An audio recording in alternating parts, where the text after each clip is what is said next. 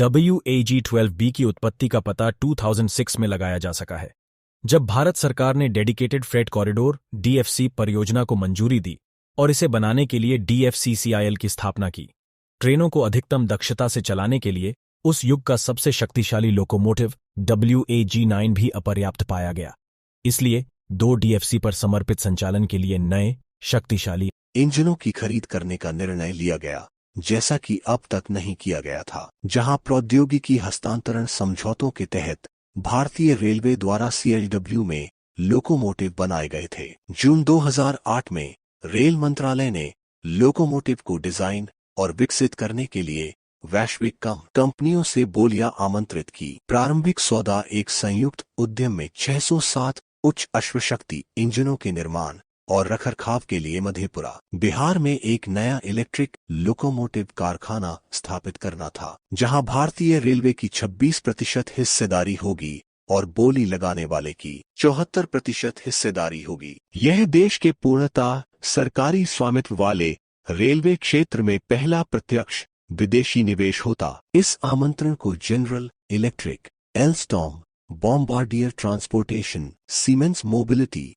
China CNR और CSR corporation से बोलियां प्राप्त हुई। बाद में बनाए जाने वाले इंजनों की संख्या 607 से बढ़ाकर 800 कर दी गई। अनुसंधान, डिजाइन और मानक संगठन ने जून 2013 में एक विनिर्देश प्रकाशित किया, जिसमें समर्पित फ्रेट कॉरिडोर DFC पर उपयोग किए जाने वाले 8 एक्सल लोकोमोटिव के लिए क्षमता आवश्यकताओं विवरण दिया गया था। हालांकि नवंबर 2015 तक ऐसा नहीं हुआ था कि एल्स्टॉम को अंततः लोकोमोटिव बनाने का ठेका दिया गया था। रेल मंत्रालय और एल्स्टॉम द्वारा 25,000 करोड़ 2020 में 320 बिलियन या $4.0 बिलियन के बराबर के अनुबंध पर हस्ताक्षर करने के बाद लोकोमोटिव का विकास शुरू हुआ और परियोजना के लिए एक संयुक्त उद्यम बनाया। भारतीय रेलवे की सबसे बड़ी प्रत्यक्ष विदेशी निवेश FDI परियोजना पहले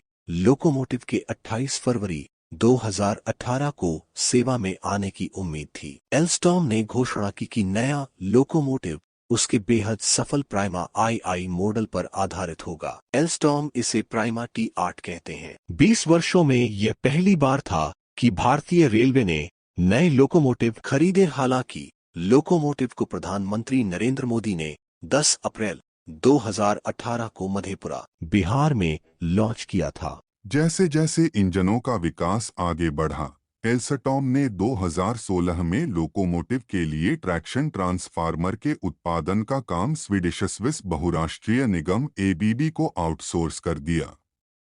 इन सभी मौसम वाले ट्रांसफार्मर का उत्पादन वडोदरा, गुजरात में किया जाना था।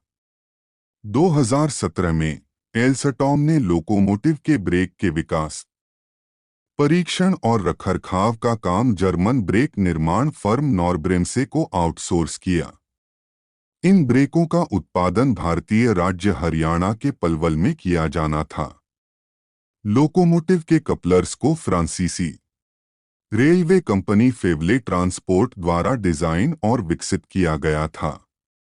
लगभग 85 से 90% घटक भारत के भीतर से खरीदे जाएंगे। 15 लोकोमोटिव का पहला बॉडी शेल 20 सितंबर 2017 को पश्चिम बंगाल के हल्दिया बंदरगाह पर पहुंचाया गया था। फिर इसे अंतिम असेंबली के लिए electric locomotive factory Alstom Madhepura में स्थानांतरित कर दिया गया था। 3 जो 11 अक्टूबर 2017 को शुरू हुआ। 17 पहले लोकोमोटिव संख्या 60,001 का परीक्षण इसकी प्रारंभिक लॉन्च तिथि से एक दिन पहले 27 फरवरी 2018 को मधेपुरा कारखाने में किया गया। 2018 से 2028 तक लोकोमोटिव की डिलीवरी की योजना बनाई गई है। पहला लोकोमोटिव 2018 में सेवा में प्रवेश करेगा और 2019 तक कुल 5 लोकोमोटिव की डिलीवरी होगी।